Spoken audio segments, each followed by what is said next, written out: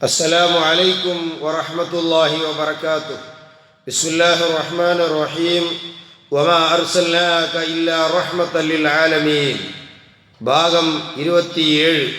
ഹബീബായ റസൂലുള്ളാഹി സ്വല്ലല്ലാഹു അലൈഹി വസല്ലമ തങ്ങളുടെ ഷഫാഅത്ത്, അവിടുത്തെ റഹ്മത്ത്, അവിടുത്തെ സഹായം ഈ ദുനിയാവിൽ പലരും അനുഭവിച്ചു കൊണ്ടിരിക്കുന്നു.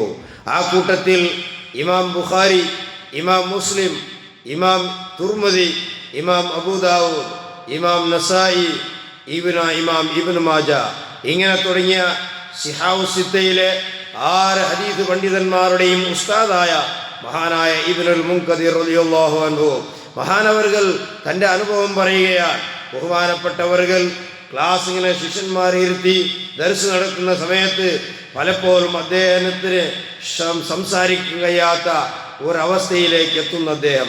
അതൊരു രോഗമാണ്. ബഹുമാനപ്പെട്ടവർകൾ എന്താക്കും? അങ്ങനെയുള്ള പ്രയാസം വന്നാൽ ഉടനെ ഹബീബായ നബി സല്ലല്ലാഹു അലൈഹി വസല്ലം തങ്ങളുടെ ഖബറിൻ്റെ അടുത്തേക്ക് പോകും. എന്നിട്ട് തൻ്റെ കവിളിനെ ആ റസൂലുള്ളാഹി സ്വല്ലല്ലാഹു അലൈഹി വസല്ലം തങ്ങളുടെ ഖബർ ഷരീഫിൻ്റെ തട്ടിച്ച് വെച്ചുകൊണ്ട് നബി തങ്ങളോട് വലിയ ബേജാറ് പറയും, സഹായം തേടും. ആ സമയത്ത് അദ്ദേഹത്തിൻ്റെ പ്രയാസം നീങ്ങും. അങ്ങനെ ഇങ്ങനെ ഒരു ദിവസം ചെയ്തപ്പോൾ ശിഷ്യന്മാർ ചോദിച്ചു, എന്തിനാണ് ഈ ഖബറിൻ്റെ അടുത്തേക്ക് പോയി നിങ്ങൾ കവിൾ വെച്ചിട്ടിങ്ങനെ കിടക്കുന്നത്? ആ സമയത്ത് ബഹുമാനപ്പെട്ട ഇബ്നുൽ മുൻകദിർ റളിയല്ലാഹു അൻഹു പറയുകയാണ്, ഇന്നഹു യുസീബുനി ഖതറുൻ, എനിക്ക് വല്ലാത്തൊരു അപകടം പിടിച്ച രോഗം വരുന്നു.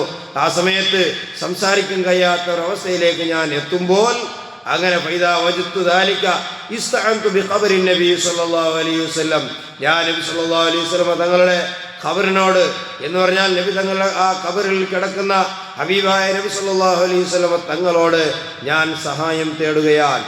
അതുകൊണ്ട് അങ്ങനെ സഹായം തേടിയാൽ എനിക്കത് ആ പ്രയാസം നീങ്ങിക്കിട്ടുമെന്ന് ബഹുമാനപ്പെട്ട ഇബ്നുൽ മുൻകദിർ റളിയല്ലാഹു അൻഹു പറയുകയാണ്. അതാണ് ഹബീബായ റസൂലുള്ളാഹി സ്വല്ലല്ലാഹു അലൈഹി വസല്ലം തങ്ങളുടെ മദദ്, നബി തങ്ങളുടെ സഹായം എന്ന് പറഞ്ഞാൽ അതാണ്.